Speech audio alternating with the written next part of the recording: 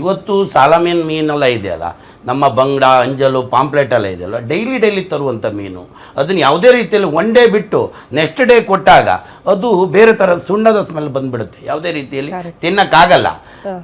Star category ಹೋಟ್ಲಿಗೆ ಹೋಗುವವರು ಯಾರು ಅಂತ ಹೇಳಿದ್ರೆ ಆ ಸ್ಟಾರ್ ಕ್ಯಾಟಗರಿಯವರೇ ಹೋಗೋದು. ಅವ್ರಿಗೆ ಯಾವುದೇ ರೀತಿಯಲ್ಲಿ ಟೇಸ್ಟ್ ಬಗ್ಗೆ ಗೊತ್ತಿರುವುದಿಲ್ಲ, ಅವರ ವ್ಯವಹಾರದ ಬಗ್ಗೆ ಬಿಟ್ಟರೆ ಗಮನ ಕೊಡ್ತಾರೆ, ಬಿಟ್ಟರೆ ಈ ತಿಂಡಿ ತಿನಿಸದ ಬಗ್ಗೆ ಯಾವುದೇ ರೀತಿಯಲ್ಲಿ ಆಲೋಚನೆ ಇರಲ್ಲ ಅವ್ರಿಗೆ. ರಾಜು ಸರ್, ಈಗ ಹೇಗೆ ಹೇಗೆ ನಾವು ನಮ್ಮ ಆರೋಗ್ಯದ ಬಗ್ಗೆ ಕಾಳಜಿ ವಹಿಸ್ಬೇಕಂತೀರಿ? ಈಗ ಜನಸಾಮಾನ್ಯರು ಪಾಪ ಗೊತ್ತಿರಲ್ಲ, ಏನು ಆ ಎಮರ್ಜೆನ್ಸಿಗೆ ಇವತ್ತು ದುಡಿದ್ರೇನೆ ಇವತ್ತು ಹೊಟ್ಟೆ ತುಂಬುತ್ತೆ ಅನ್ನೋರಿಗೆಲ್ಲ ಮನೇಲಿ ಪ್ರಿಪೇರ್ ಮಾಡ್ಕೊಂಡು ಬಾಕ್ಸ್ ತರಕ್ಕೆಲ್ಲ ಆಗಲ್ಲ ಸರ್. ಎಲ್ಲಾದ್ರೂ ಒಂದು ಹೋಟೆಲ್ ಇದೆಯಾ, ಎಲ್ಲ ಒಂದು ಕಡಿಮೆ ರೇಟಿಗೆ ಸಿಗುತ್ತೆ, ಅಲ್ಲೂ ತಿಂದ್ಬಿಡೋಣಪ್ಪ, ಹೊಟ್ಟೆ ತುಂಬಿದ್ರೆ ಸಾಕು ಅನ್ನೋ ಪರಿಸ್ಥಿತಿ ಇದೆ. ಪಾಪ ಅಂಥವ್ರ ಜನರ ಆರೋಗ್ಯದ ಬಗ್ಗೆ ಯಾರಿಗೂ ಕಾಳಜಿ ಇಲ್ಲ ಅನ್ನೋದು ವಿಪರ್ಯಾಸ ಅಂತ ಅನ್ಸುತ್ತೆ. ಯಾರ ಜವಾಬ್ದಾರಿ ಇದು? ದುಡ್ಡು ಕೊಟ್ಟರು ಕೂಡ ಆರೋಗ್ಯ ಕೊಂಡ್ಕೊಳಕ್ಕಾಗಲ್ಲ ನಾವು. ಈ ಹಿಂದೆ ಇತಿಹಾಸದಿಂದ ನಾವು ನೋಡಬೇಕು ಅಂದರೆ ಮನುಷ್ಯನ ಆಯಸ್ಸು ಹಿಂದೆ ಈ ಒಂದು 2000 ಇಸ್ವಿಯಿಂದ ಈಚೆಗೆ ನೋಡಿದಾಗ ಮನುಷ್ಯನ ಆಯಸ್ಸು 100ಕ್ಕೆ ಮೇಲ್ಪಟ್ಟು ದಾಟಿ ಬದುಕಿರ್ತಕ್ಕಂಥವ್ರು ನಮ್ಮ ನಿದರ್ಶನಗಳಿಗೆ ಕಾಣ್ತೀವಿ. ಕಾರಣ ಏನು ಅಂದರೆ ಆ ಒಂದು ಸಮಯದಲ್ಲಿ ಹಳೆ ಕಾಲದಲ್ಲಿ ಯಾವುದೇ ರೀತಿಯಾದ 5 ಸ್ಟಾರ್ ಪಂಚತಾರ ಹೋಟ್ಲುಗಳಿಗೆ ಯಾರು ಕೂಡ ಹೋಗ್ತಾ ಇರಲಿಲ್ಲ. ಹಳ್ಳಿಗಳಿಂದ ಇಲ್ಲಿ ಬರಬೇಕು ಅಂದರೆ ಒಂದು ದಿನ ಬೇಕಾಗಿತ್ತು. ಆ ಕಾರಣಕ್ಕಾಗಿ ಯಾರು ಆ ಒಂದು ಇದಕ್ಕೆ ಬರ್ತಿರ್ಲಿಲ್ಲ ಬಿಡಿ. ಆಗ ಯಾರು ಇಂಥ ಆಹಾರ ಸೇವಿಸ್ತಾ ಇರಲಿಲ್ಲ. ಹಾಗಾಗಿ ಏನು ಅವ್ರು 100 ವರ್ಷ ದಾಟಿ ಬದುಕೋರು. ಇವತ್ತು ಪ್ರತಿಯೊಬ್ಬ ವ್ಯಕ್ತಿ ಕೂಡ ತನ್ನ ತುಡಿತಕ್ಕಂಥ ಶ್ರಮ ಅವನಿಗೆ ಹಣವಾಗಿ ಪರಿವರ್ತನೆ ಆಗುತ್ತೆ. ಆ ಹಣ ಈ ಒಂದು ಹೋಟ್ಲ್ಗಳಿಗೆ ಬಂದಾಗ ವಿನಿಯೋಗ ಮಾಡಿ ತನ್ನ ಹೊಟ್ಟೆಯನ್ನು ತುಂಬಿಸ್ಕೊಳ್ತಕ್ಕಂಥ ಒಂದು ಪ್ರಮೇಯ ಅವ್ರಿಗೆ ಬರುತ್ತೆ. ಆದರೆ ಈ ಹೋಟೆಲ್ಗಳು, ನಾನು ಹೇಳ್ತಾ ಇದ್ದೀನಿ, ಏನಿವತ್ತು ಆಹಾರವನ್ನು ಜನರಿಗೆ ಕೊಡ್ತಾರೆ, ಆ ಒಂದು ವಿಚಾರದಲ್ಲಿ ಯಾವಾಗಲೂ ಹೆಲ್ತ್ ಇನ್ಸ್ಪೆಕ್ಟರ್ಗಳು, FSA ಅಧಿಕಾರಿಗಳು ಯಾರೂ ಕೂಡ ಬಂದು ದಿನಾ ನೋಡ್ಲಿಕ್ಕಾಗಲ್ಲ, 24 ಗಂಟೆ ಹೋಟೆಲ್ಗಳಲ್ಲಿ ಕೂರಕ್ಕಾಗಲ್ಲ. ಆದರೆ ಮಾನವೀಯತೆಯ ಧರ್ಮ ಅಂತ ಇರ್ತಕ್ಕಂಥ ಈ ಹೋಟೆಲ್ ನಡೆಸ್ತಕ್ಕಂಥವ್ರು ದುಡ್ಡಿಗಾಗೇ ಎಲ್ಲ ನಾನು ತೊಗೊಳ್ತೀನಿ, ಗ್ರಾಹಕರು ಹೆಂಗನ ಹಾಳಾಗೋಗ್ಲಿ ಅಂತ ಯೋಚನೆ ಮಾಡಿ ಮಾಡೋದಾದರೆ ಅವರು ಈ ಭೂಮಿ ಮೇಲೆ ಇರೋದಕ್ಕೆ ನಾನು ಲಾಯಕ್ಕಿಲ್ಲ. ನಾನು ಜಾಗೃತಿ ತಮ್ಮ ಮಾಧ್ಯಮಗಳ ಮುಖಾಂತರನೇ ಈಗ ನೋಡಿ, ನಿನ್ನೆ ಎಷ್ಟು ಪ್ರಚಾರ ಆಗಿದೆ ಅಂದರೆ 2 ದಿವಸಗಳಿಂದ ಏನು ಇಲಾಖೆ ಅಧಿಕಾರಿಗಳು ಒಂದು ಹೋಟೆಲ್ ಮೇಲೆ ದಾಳಿ ಮಾಡಿದ್ರು, ಬಹಳ ಒಂದು ಜಾಗೃತಿ ಜನರಲ್ಲಿ ಮೂಡಿದೆ. ಯಾಕಂದರೆ ಇನ್ನು ಮುಂದೆ ಯಾವುದೇ ಕಾರಣಕ್ಕೂ ಪಂಚತಾರ ಹೋಟೆಲ್ಗಳು ಕಾಲೇ ಇಡಲ್ಲ ಅನ್ನೋ ಸ್ಥಿತಿಗೆ ಇವತ್ತು ಜನರು ಆಗಲೇ ಬಂದಿದ್ದಾರೆ. ಯಾಕಂದರೆ ಇಂಥ ಒಂದು ವ್ಯವಸ್ಥೆ 100 kg ಮೇಲ್ಪಟ್ಟು ಮೀನುಗಳು, ಮಾಂಸ ಇಂಥದ್ದೆಲ್ಲ ಅಲ್ಲೇ ಉಳಿಸ್ಕೊಂಡು ಮತ್ತೆ ಅದನ್ನೇ ಗ್ರಾಹಕರಿಗೆ ಒಂದು ವಾರ ಆದಮೇಲೆ ಕೊಡುವಂಥದ್ದು, ಇದೆಲ್ಲ ಈ ಮನುಷ್ಯನ ಒಂದು ಆರೋಗ್ಯದ ಮೇಲೆ ಎಷ್ಟು ದುಷ್ಪರಿಣಾಮವನ್ನು ಬೀರ್ತವೆ. ಇದನ್ನೆಲ್ಲ ನೋಡಿದಾಗ ಮನುಷ್ಯ ಬದುಕೋದೇ ತುಂಬ ಕಷ್ಟ ಆಗುತ್ತೆ ಮೇಡಮ್.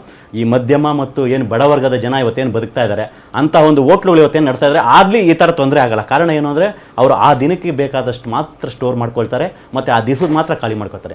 ಇಂಥ ಒಂದು ವ್ಯವಸ್ಥೆಯಲ್ಲಿ ನಾನು ಈ ಒಂದು ಸರ್ಕಾರಕ್ಕೆ ನಿಮ್ಮ ಮಾಧ್ಯಮದ ಮುಖಾಂತರ ಆಗ್ರಹಿಸೋದಿಷ್ಟೇ, ಕೂಡಲೇ ಇಂಥ ಹೋಟ್ಲುಗಳನ್ನು ಬಂದ್ ಮಾಡಿ, ಅಥವಾ ಆ ಒಂದು ಬೋರ್ಡ್ ಏನಿರುತ್ತೆ ಇವತ್ತು ಆ ಒಂದು ಯಾವುದು ಪಂಚತಾರ ಹೋಟ್ಲುಗಳು ಪಕ್ಕ ಒಂದು ಇವತ್ತೇನು ಒಳ್ಳೆ ಟೈಟಲ್ ಕೊಟ್ಟಿದ್ದಾರೆ, ಕೊಳಕು ಸ್ಟಾರ್, ಎಕ್ಸ್ಪೈರಿ ಸ್ಟಾರ್, ಇಂಥ ಒಂದು ಸೆಂಟೆನ್ಸನ್ನು ಹಾಕ್ಬಿಟ್ಟು ಯಾರು ಬೇಕಾದ್ರೂ ತಿನ್ಕೊಳ್ಳಿ ಅಂತ ಜನರಿಗೊಂದು ಮಾಹಿತಿ ಕೊಟ್ಬಿಡಿ ಮೇಡಮ್. ಓಕೆ.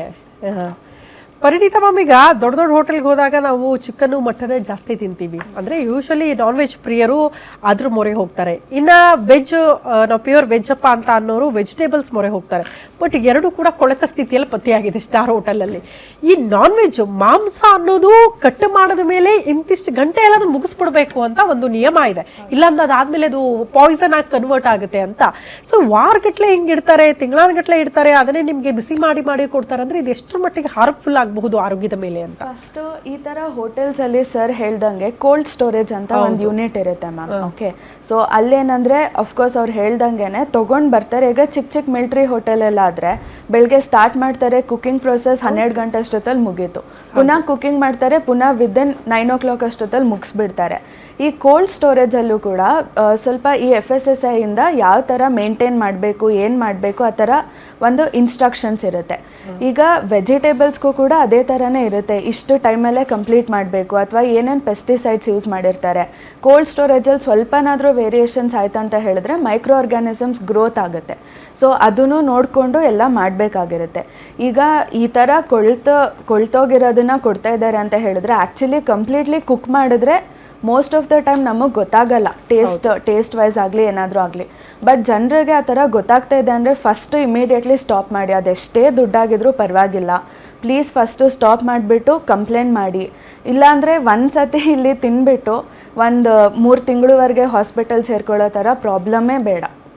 ಅದು ಒಂದು. ಎರಡನೇದು, ಅವರು ಸ್ಟೋರೇಜ್ ಟೈಮಲ್ಲಿ ಎಷ್ಟು ಒಂದು ಎಕ್ಸ್ಪೈರಿ ಡೇಟ್ ಹಾಕಬೇಕು. ಅಟ್ಲೀಸ್ಟ್ ತೊಗೊಂಡಿರೋ ಟೈಮಲ್ಲಿ ಯಾವಾಗ ತೊಗೊಂಡಿದ್ದಾರೆ, ಎಷ್ಟೊತ್ತಿಗೆ ಮುಗಿಸ್ತಾ ಇದ್ದೀವಿ, ಆ ಟೈಮಿಂಗ್ ಇಟ್ಕೊಂಡು ಅದ್ರ ಪ್ರಕಾರ ಅದನ್ನು ಖಾಲಿ ಮಾಡಿದ್ರೆ, ಪ್ರೊವೈಡೆಡ್ ಅದರಲ್ಲಿ ಮೈಕ್ರೋಬಯಾಲಜಿಸ್ಟ್ ಯಾರಾದರೂ ಅಥವಾ ಒಂದು ಫುಡ್ ಸೂಪರ್ವೈಸರು ಯಾರು ಅದನ್ನು ಕಂಪ್ಲೀಟ್ಲಿ ಚೆಕ್ ಮಾಡಿ ಖಾಲಿ ಮಾಡ್ತಾ ಇದ್ರೆ ಇಟ್ ಈಸ್ ಓಕೆ.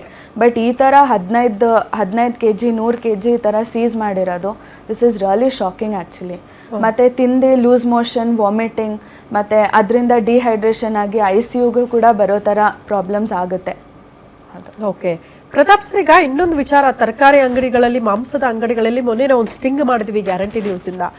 ಕೊಳೆತ ಮಾಂಸವನ್ನ ಪ್ಯಾಕ್ ಮಾಡಿರ್ತಾರೆ, ಎಲ್ಲಿಗಂದ್ರೆ ಒಂದು ಪ್ರತಿಷ್ಠಿತ ಹೋಟೆಲ್ಗಳಿಗೆ ಅದನ್ನು ಸರಬರಾಜು ಮಾಡ್ತಾ ಇದ್ದಾರೆ ಅಂತ ನಾವು ಒಂದು ಸ್ಟಿಂಗ್ ಆಪರೇಷನ್ ಮಾಡಿದ್ವಿ.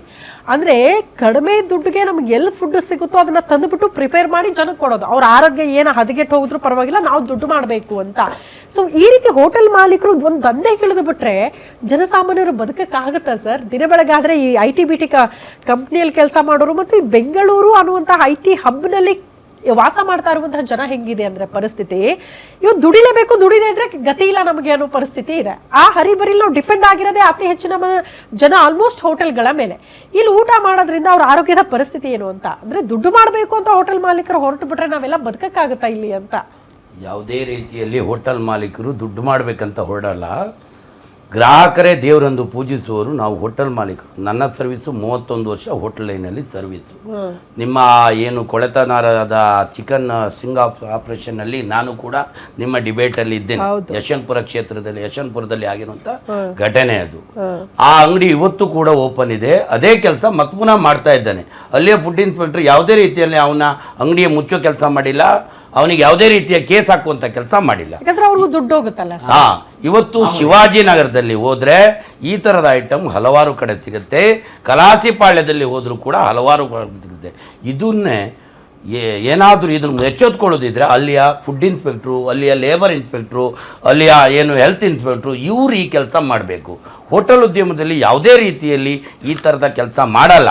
ಯಾರೋ ಒಂದು ಸಣ್ಣ ಪುಟ್ಟ ಹೋಟ್ಲವ್ರು ಈ ಕೆಲಸ ಮಾಡಿರ್ತಾರೆ, ಅದನ್ನು ಆ್ಯಕ್ಷನ್ ತಗೊಳ್ಬೇಕಾದ್ದು ಅಲ್ಲಿಯ ಅಧಿಕಾರಿಗಳು ಯಾರಿದ್ದಾರೋ ಅವರು ಹಪ್ತ ತಗೊಳ್ಳುವಂಥ ಕೆಲಸ ಮಾಡಬಾರ್ದು. ತಗೊಂಡಾಗ ಇಂಥ ಕೆಲಸ ಆಗುತ್ತೆ, ಗ್ರಾಹಕರನ್ನ ನಾವು ಕಳ್ಕೊಳ್ಳುವಂಥ ಕೆಲಸ ಆಗುತ್ತೆ.